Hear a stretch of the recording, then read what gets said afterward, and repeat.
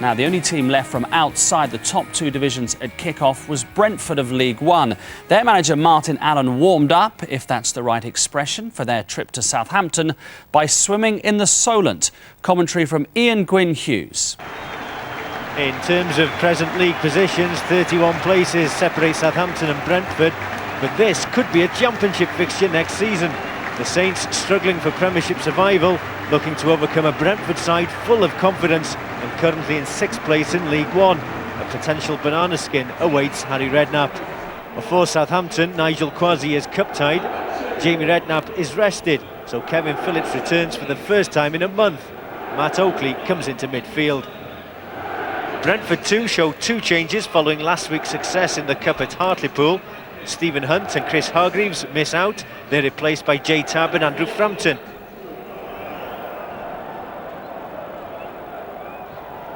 Phillips, Lasseau, Crouch, rich vein of goal-scoring form at the moment. Peter Crouch laying it off for Phillips, good run by Lasseau, a chance here surely, and Southampton comfortably take the lead with just over 3 minutes gone. Henri Camara, his 3rd goal in 3 games. Perfect start for Southampton. Peter Crouch touching on the ball for Kevin Phillips. Intelligent running by Graham Lasseau. An easy tap-in for Camara. And already a difficult task is made even harder. Sodje's come up to add his presence as the throw is aimed towards him, touched on. Chance for Burton, oh, good save. Good reaction by Paul Smith.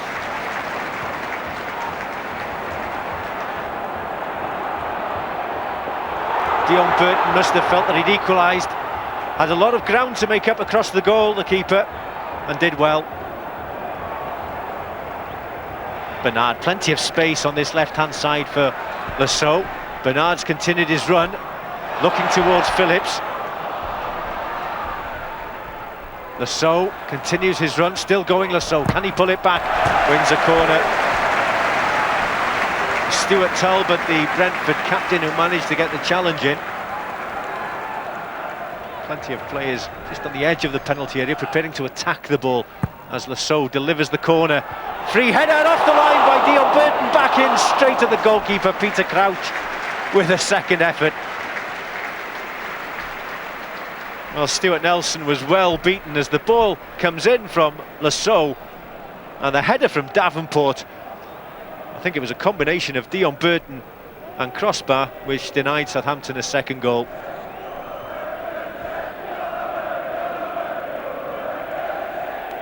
Plenty of players back in that Brentford defence. And they, oh, good save. They couldn't deal with Peter Crouch, and Stuart Nelson got down late. He's annoyed with his defenders. It looks certain a second goal. Crouch rose high, and the goalkeeper had to readjust his footing. Foul on Peter Crouch, use of the elbow by Stuart Talbot. We can have a few complaints. Graham Poll gives the free kick to Southampton. Goalkeeper comes a long way, Stuart Nelson. Confidently claims the ball. And then proceeds to hammer it straight into the back of the head of Kevin Phillips. And this could make life even more difficult now for Brentford. Good save, Camara, 2-0. A gift of a goal. Kevin Phillips felt the ball on the back of the head, and then it dropped kindly for Peter Crouch. And it was all too easy for Southampton. Crouch had a couple of options, went first for Phillips, saved by the goalkeeper, trying to make up desperately for his initial error, and it's Camara's second goal. Here's Camara. Took 2 players to dispossess him. One of them is Sodje, who's storming forward.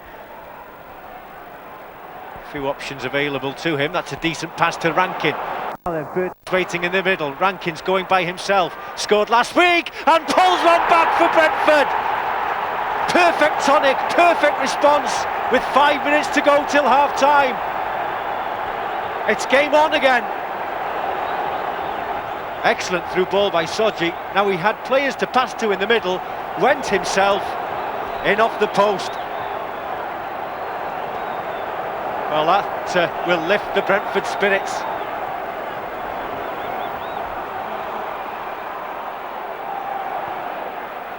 Game opening up nicely. Here's Camara. Great chance for Kevin Phillips. He's not offside. Phillips for 3. Oh, what a tackle. What a block. Great defending by Michael Turner. Kevin Phillips looks set to make it 3-1. Great tackle. Martin Allen, as animated as ever, still involved, kicking every ball. Burton. Tab. Can he pull it back across goal? A chance, is 2-2! They're back on level terms, it's Sodje! 12 minutes after the restart. And Brentford, from being 2-0 down, have pulled back to 2-2. Tab's cross. No one watching Sodje. Virtually on the goal line as he headed home. Dobson, Talbot wants the ball. Tab 2. It's towards Burton. Can Burton climb high? He can! Shot comes in from Frampton. Straight at Paul Smith. Well, they sense a third goal there. Took it well. Here's Bernard. Crouch again, waiting in the middle. It's played low this time to Camara. Camara, and very nearly his hat-trick. Just tried to bend it outside of the right foot, and he wasn't too far away. Time running out for Southampton. Here's Hunt, still going Hunt, still going, down he goes, and it's a goal kick. And one or two of the Southampton players furious at Stephen Hunt that he was looking for a penalty. Graham Paul must have decided it was a dive. Last-ditch effort now by Southampton, launched into that penalty area. Away by Sodje for a corner. Huge roar engulfs St Mary's. They sense it's the last chance saloon as far as the Premiership side are concerned and winning the game this afternoon. Davenport's up there. He attacks the ball. Oh, what a save! I think it was Crouch with a header, but a great save by Stuart Nelson. So many players in front of him. He would have seen that very, very late indeed. Keeper did well. Can't relax though. Lundekvam's there, deflected! Well, the goalkeeper might have been at fault for the second goal, but he saved Brentford then. It's Crouch's header, and great reaction. Still under pressure, the goalkeeper. All out attack now by Southampton. Brentford defending in numbers. Bernard into the middle, headed down. Phillips, he scored! Kevin Phillips, it's offside.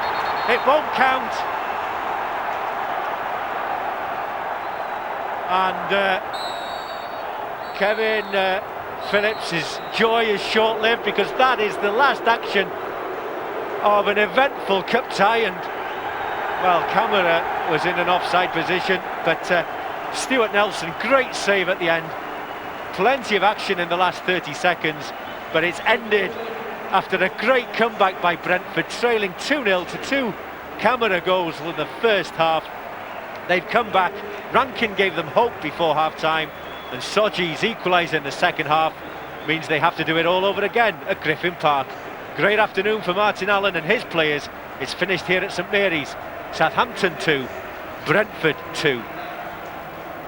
We rode our luck a little bit in the first half, but second half we were much more confident, and delighted with them to come from 2-0 down. It just shows the character of the players that we've got here, and it's not a surprise to me.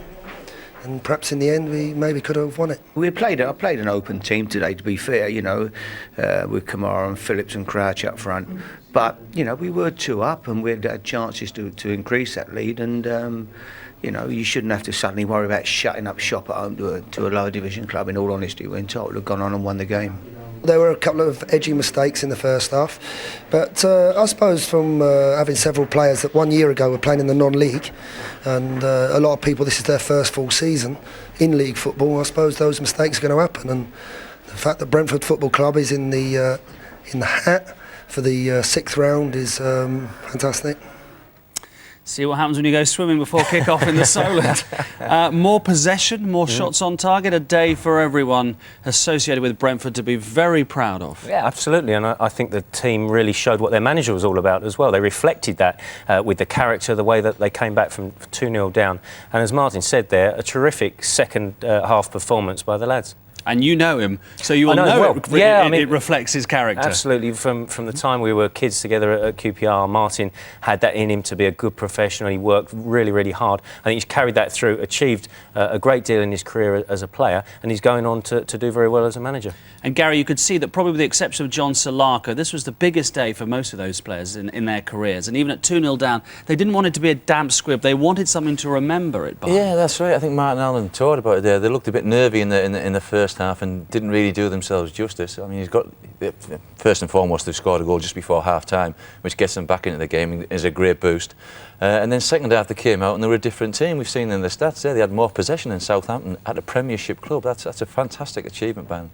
Now our old friend, the offside rule, it won't go away, and the interpretation of. And I mean, this is worth just highlighting this as what has happened. Well, it just shows us. I mean, Crouch picks up the ball. Now, Camara's carried his run to an offside position here, but because Crouch spots Phillips, he plays it through. Phillips is not offside. Camara still is, but in the second phase of play, he gets a tap in. So by the new interpretation of the law, that's okay. Here's the inconsistency. Crouch heads it down here. Phillips scores a goal. Camara's in an offside position there, but not interfering, exactly as in the first instance.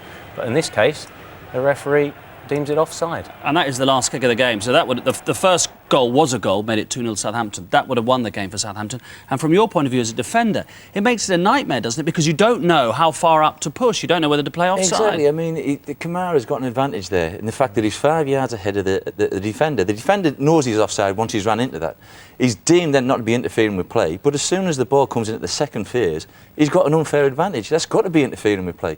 It's that grey area which is never going to go away as long as we have this rule. I think there's enough dispute anyway with decisions in football. You know, I think obviously they've made the rule to encourage more free play and more goals, but I think we need to go back to the way it was. I don't know that we ever will, but that was much better. Everybody understood the rule beforehand. There was not a problem. It was black and white. If you're offside, and it's blown up. There's no argument about that. Life's complicated enough as it is. Exactly. Let's not overcomplicate it. The Brentford goals, as you were saying, Gary, absolutely crucial. You know this from yourself from playing. You're 2-0 down, you're away from home, and you get this lifeline just before half-time. It's a cracking goal. And it's a quality goal. It's a great ball in by Sodje. Then Rankin runs at the defender with pace, moves the ball to his right, hits it low with a little bit of bend. It's a fantastic finish.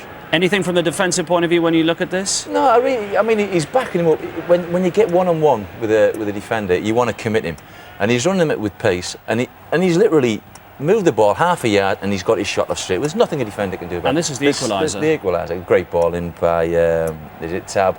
And I don't think you can miss that. I don't think I could have missed that one.